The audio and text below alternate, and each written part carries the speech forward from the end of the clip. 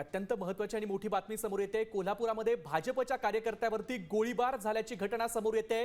या गोळीबारामध्ये सूरज साखरे नावाचा भारतीय जनता पक्षाचा कार्यकर्ता जखमी झालाय।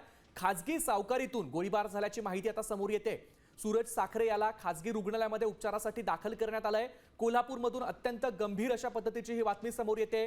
कोल्हापुरामध्ये भाजपच्या कार्यकर्त्यावरती गोळीबार करण्यात आलाय। सूरज साखरे असं गोळीबारामध्ये जखमी झालेल्या कार्यकर्त्याचं नाव आहे। खासगी सावकारीतून हा गोळीबार झाल्याची माहिती आता समोर आली आहे। सूरज साखरे याला गोळीबारानंतर आता खासगी रुग्णालयामध्ये उपचारासाठी दाखल करण्यात आलंय। कोल्हापुरामध्ये अत्यंत खळबळजनक अशा पद्धतीची ही घटना घडली आहे। कोल्हापूरमध्ये भारतीय जनता पक्षाच्या सूरज साखरे नावाच्या कार्यकर्त्यावर गोळीबार झाल्याची घटना घडतीये।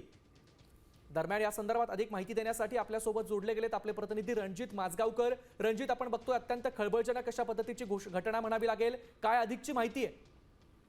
कोल्हापुरातील रिंग रोड परिसरात काही वेळापूर्वी ही घटना घडलेली आहे। भाजपचा कार्यकर्ता असणारा सूरज साखरे याच्यावर काहींनी गोळीबार केल्याची माहिती मिळते आणि गोळीबारात जखमी झालेल्या सूरजला एका खासगी रुग्णालयामध्ये उपचारासाठी दाखल करण्यात आलेला आहे। खरं तर हे खासगी पैशातून किंवा वसुलीतून हा गोळीबार झाला असल्याची प्राथमिक माहिती सध्या समोर येत आहे। या परिसरात आता पोलीस पोहोचलेले आहेत आणि ते या संपूर्ण परिसराची माहिती घेत आहेत, सीसीटीव्ही तपासण्याचा प्रयत्न करत आहेत। पण भाजपचा कार्यकर्ता असणारा सूरज साखरे हा जखमी झाला असून खासगी रुग्णालयात उपचार सुरू झालेले आहेत।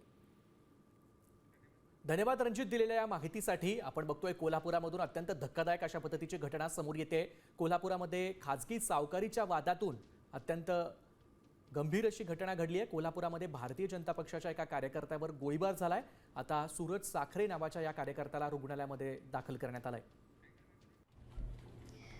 मी नेहमी फक्त साम टीव्हीच पाहते, कारण त्यांच्या बातम्या मला रिलेट करतात।